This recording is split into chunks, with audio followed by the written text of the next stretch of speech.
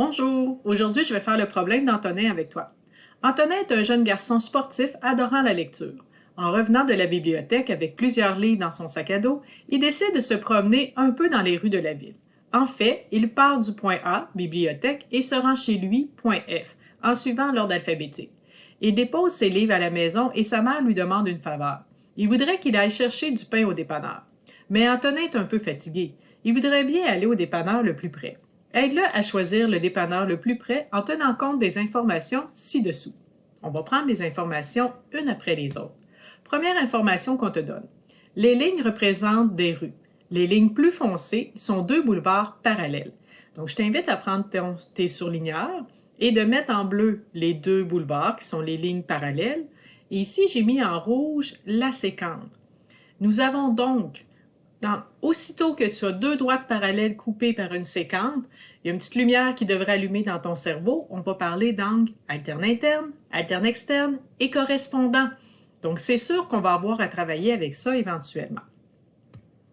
Deuxième information, donc on me donne la mesure de l'angle DCB qui vaut 120. Je viens de l'inscrire sur mon dessin. L'angle FG H qui vaut 56,4, donc je viens d'inscrire également sur mon dessin.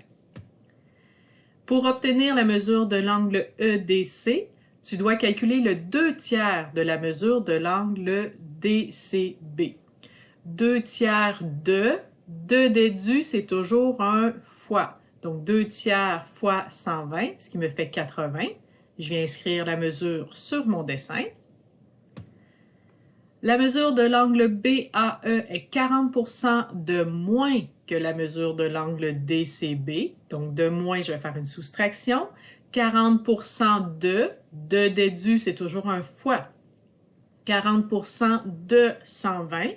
40%, si je veux mettre ça en nombre décimal, je fais 40 divisé par 100. 0,4 fois 120, 48. Donc, l'angle BAE mesure 72. Je viens l'inscrire également sur mon dessin. Par la suite, on va venir trouver la mesure de l'angle CBA à l'aide de l'information qui m'est donnée ici. La moyenne des mesures des angles blablabla est de 105,2. Ce qu'on a ici, c'est la donnée manquante quand on connaît la moyenne. Alors, je te donne la moyenne, je te donne 3 des 4 angles, tu dois trouver le quatrième. On avait vu qu'il y avait 3 étapes pour faire ça. Première étape, la somme de toutes les données. Je prends le nombre de données fois la moyenne. Donc, les 4 angles ensemble me donnent 420,8. La somme des données connues, j'additionne les 3 angles qui m'étaient déjà donnés, 272.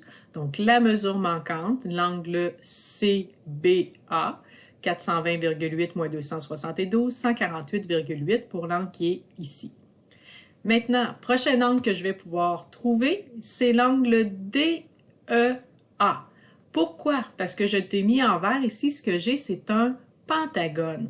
Et je suis capable de trouver la somme des angles intérieurs d'un pentagone.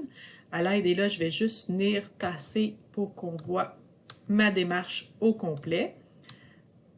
Attendez un petit peu.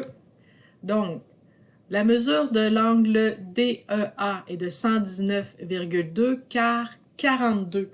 Qui me dit la somme des mesures des angles intérieurs d'un polygone est n-2 fois 180. Je l'ai fait en 2 étapes.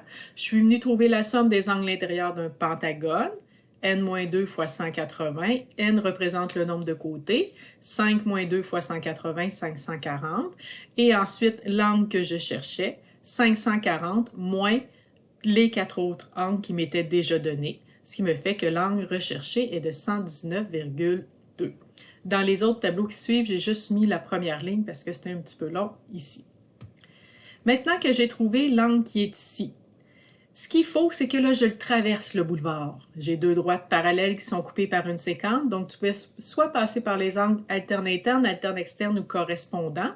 Moi, je suis venue trouver l'angle qui est ici et par la suite, je vais faire l'angle correspondant ici. Mais je vais venir trouver l'angle FEA qui vaut 60,8 car 12 des angles adjacents dont les côtés extérieurs sont en ligne droite sont supplémentaires.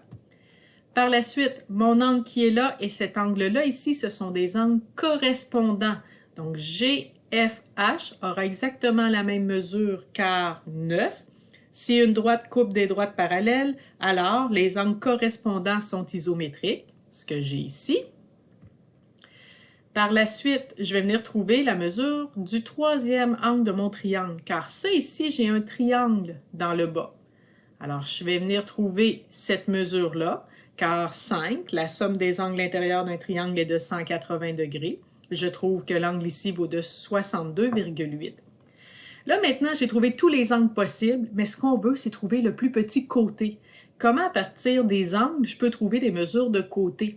Il y a une propriété qu'on a déjà vue, c'est que dans un triangle, au plus petit angle est opposé le plus petit côté. Au plus grand angle est opposé le plus grand côté. Donc, dans mon triangle que j'ai ici, comme je cherche le plus petit côté, je vais prendre le plus petit angle qui est 56,4. Donc, le plus petit côté lui fait face. FH est le plus petit côté de mon triangle. Donc, le dépanneur le plus près est Roger Car 36 qui me dit dans tout triangle, le plus petit angle est opposé au plus petit côté et vice-versa. Et là, il n'y a pas de justification autre à venir mettre ici. Tu n'as pas rien, tu as juste à mettre le Car 36. Voilà, alors c'est ce qui complète le numéro d'Antonin. Bonne fin de journée!